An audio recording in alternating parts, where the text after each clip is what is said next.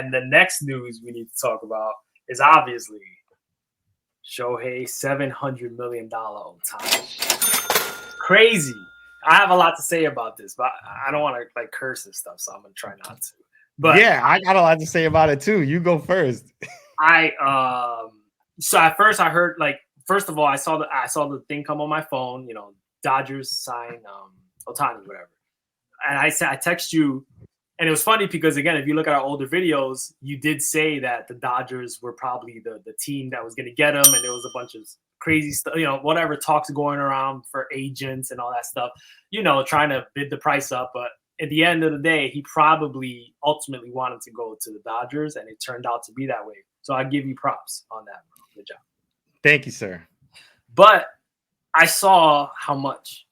And then I saw how long. And this is the full disclosure. I don't know if, like, because, you know, when you hear 10 years, 700 million, you don't know the little intricacies of the contract. Like, if something happens, they could get whatever. But let's just take it for face value. All right, he's 29. So 29 plus 10 is 39. So assuming he goes to 39 and plays and stuff, you're paying a 39-year-old $70 million a year. That's crazy because, you know, the older you get, unless you're LeBron James, because he's not, he does that, but he's just not human. This guy's crazy. But generally, the older you get, the worse you perform. Now, he's already had surgery. He's not going to pitch next year, that they said. So the value with Ohtani, again, I'm talking about baseball. I'm going to talk a little bit about the business side of things later. But in terms of baseball, his biggest thing was he's just a monster because he could pitch and he could hit. And we haven't seen that since Babe Ruth. Yep. But now what's going on is he's not pitching and he's probably just going to be a DH, maybe play a little outfield. But what if he's just a great hitter? Like great hitters get like, you know, like Mike Trout money, right? Mike Trout doesn't pitch. So like a contract like that would have made more sense. But what I'm confused about is, again, this contract is kind of baking in my opinion, that he's going to be a pitcher and a hitter for that almost entire 10-year contract. So that's the baseball side of things. Now, on the business side of things, I guess I understand it because he's such a phenomenon worldwide that he's going to bring that money in. So from a business decision, it makes sense, I think, because they're going to sell. So they probably sold out of all the tickets in the place already. I don't know. Merchandise, all this stuff. But when you come to baseball and helping your team and like the salary, and they don't have a salary cap, but you know, pretty much the salary of one player taking $70 million of your chunk for the year, I think that's going to hurt potential adding pieces around for the Dodgers. Even though the Dodgers have an unlimited pocketbook, right? They could do whatever they want. There is a luxury tax in baseball. So I think with this Ohtani stuff, I think that just because, again, he's injured and he's showing signs of maybe, remember, he got injured in 2018. He had Tommy John. He could be breaking down. We don't know, but just to invest $700 million, oh man, I don't know. What do you feel, man? I think this might be a little bit bold. I think this is the worst contract ever signed in MLB history. Oh, like I'm putting it out there. I think this is a horrible contract. Okay, I know that it's the Dodgers' money; they could do whatever they want. But at the end of the day, to your point, $700 million, okay, over 10 years for someone obviously who's 29. I know he's a phenomenal player. He has 2 MVPs, but you're pricing in, right, so much that needs to happen right. And the things that have to happen right is he has to continue to hit like a monster, okay? He has to also pitch like a monster, okay? And he's already, like you said, gotten Tommy John. He's injured again. I think he might be getting Tommy John again. I know he's at least tore his UCL again this season. He can't pitch pretty much next year. And as we all know, right, we know the truth is as he ages, the likelihood of him pitching on the back end of that contract is very unlikely. Like he's probably going to just be a DH for probably the back half of that contract. So if that's the case, how are you going to pay this guy $700 million, which in my mind, you know, we've looked at articles where they say he will probably get, you know, 60, 70 million a year. That calculation was factoring in him both hitting at a phenomenal level and pitching at a phenomenal level. So when you're getting only half of that player, how does this contract make any sense? Like, I'm not trying to say that, I can quantify, what the merchandise is going to be. I know that's all going to blow things out of the water, but is it the right thing to do for the sport and also for like, the fan base? Because here's the thing, like when you go and you spend those kinds of money on free agents, it trickles down to the fans, right? Like you go back to the seats and the seats are like 25% more than the previous year. And you go buy a hot dog and the hot dog went up, $7 each hot dog. You're just like, but what happened here? You're like, oh yeah, it's that Shohei Ohtani guy. Ohtani tax. It's a tiny tax. They should just put on the receipt. They should just put the hot dog and then at the bottom sales tax for like, wherever it's at. And then they put the Ohtani tax and then there's your total. Like that's what we're getting to, because these numbers, I mean, not to say, give him all the credit in the world. Ohtani, get all the money you possibly can, and credit to his agent, getting that fetch. But I just don't feel like this contract was a contract that was one that was really justified. I think the previous max in the MLB was Trout at like 490 something million or whatever for like 12 years. And not that he deserved it and whatnot, but I think that there's a lot of inflated, pricing and almost like emotional. It felt like it was an emotional spend to get him to be a Dodger. And the guy, credit to Ohtani, he doesn't even have to move. Like the dude literally could live where he was living in that area and go from the Anaheim Angels, LA Angels to the LA Dodgers. I mean, what a great deal for him. But I do want to say something on this whole topic. So you brought that up, right? Like, what are you paying for? He's just a terrific hitter. I put something together I want to share, and I want to know what everybody thinks about this. Again, I just whipped this up, so it's not all fancy and beautiful, but it'll hopefully get the point across, right? So let's have some fun with this $700 million contract. All right, nice. So here's what I did, right? So we all know Shohei Ohtani signed this $700 million contract, okay? And we all know he's a DH for now the Dodgers, and in his other position is injured pitcher, right?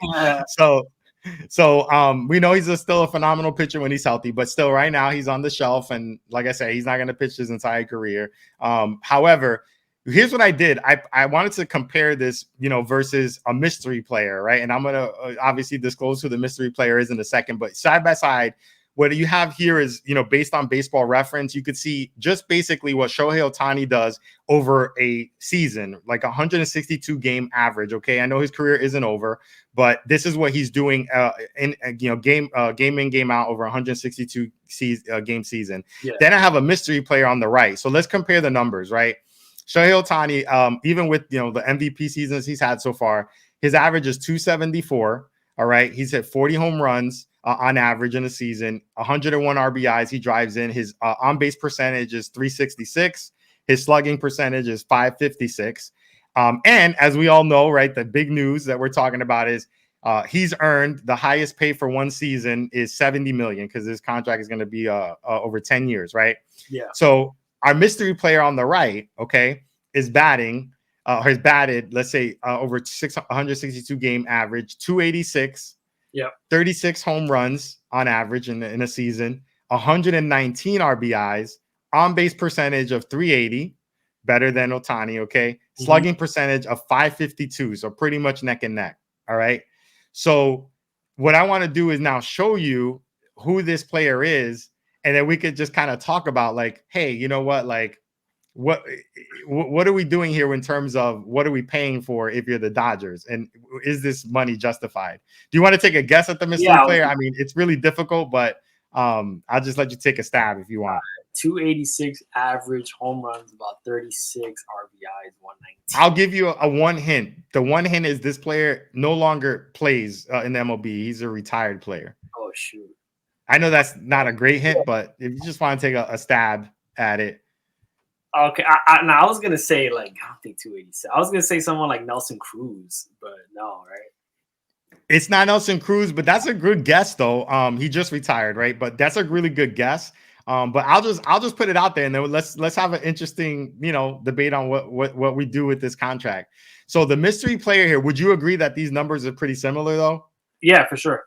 And again, like, of course, you could talk longevity, how many seasons, but I'm just saying, like, if you take 162 games, that's why I felt like it's pretty much apples to apples. Like, what does this person do in a typical season? Our mystery player who got nowhere paid as much as Shohei Ohtani, okay, for the similar numbers as a hitter. Oh, yeah. So it's a DH. Yeah. Okay. Oh, wow. So Big Papi, David Ortiz, obviously Hall of Famer, DH, okay, just like Shohei Ohtani, put up very similar numbers to everyone's guy right now, Shohei Ohtani.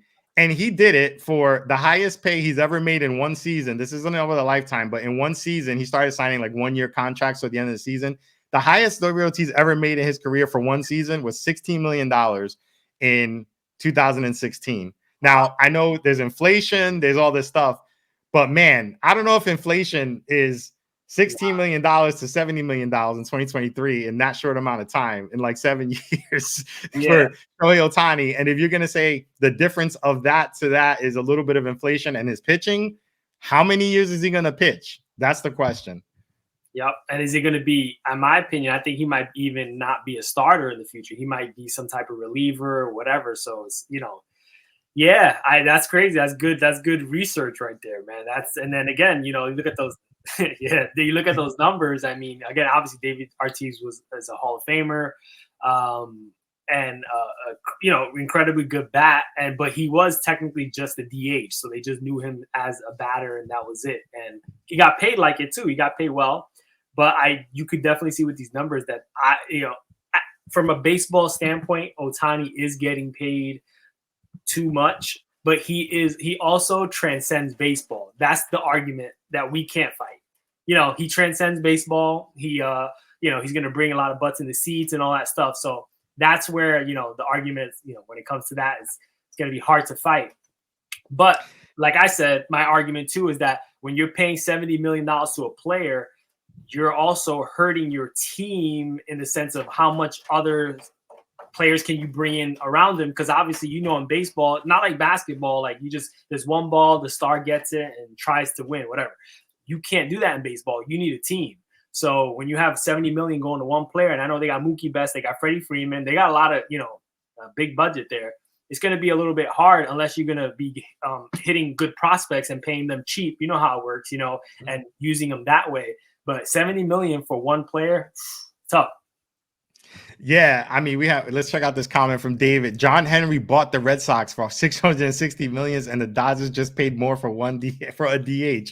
Yeah. It puts it in perspective. I love it. That's a powerful comment. Thank you, David. For real, like it's just one of those things. Of course, prices are going to go up as the years go up, but the thing about this Ohtani contract, it feels like the Dodgers bought into the hype big time, and they just thought like we're going to grossly overpay for him and just want to get him in the Dodger uniform. But I would say kind of the last point on this whole thing is, we compared him versus, let's say, David Ortiz just a little while ago, right?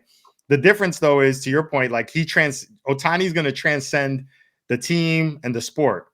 But I'll tell you what, though, I would make the argument that that's going to all start to fade if the dude at that contract doesn't start winning championships. So the Dodgers with that price have factored in or priced in winning championships. Yeah. So the thing about David Ortiz, you saw how reasonable his contract was for similar numbers over the course of a season.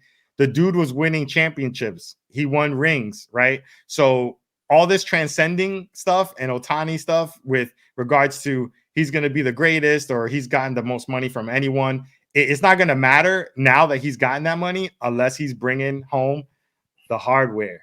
You know what I mean? Yeah. And it's only going to work out, this contract too, is if he stays healthy, which is a big whatever. We don't even know. And if he does go back to the mound and start pitching and putting Cy Young numbers up. If he does, that's it. Like, again, then it's worth probably every penny. If he doesn't, Dodgers in trouble.